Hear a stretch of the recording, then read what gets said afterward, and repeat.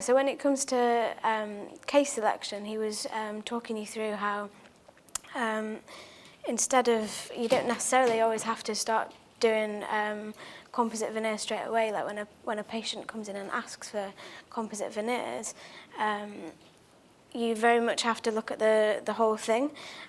So in particular, start looking at like the occlusion, which is not something that you necessarily sort of think of straight away. Something that he did say, which was quite useful, was how you need to start looking at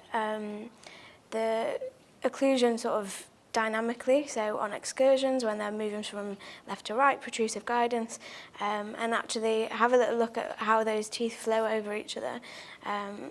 And if you've got something which you think might end up breaking or failing, then you should maybe dissuade the patient and say maybe this isn't actually a great idea. And you can actually even, a little tip that he gave us is that you can almost sort of video on your phone the patient sort of going from left to right, show them it, play that back to them, and then they can sort of actually see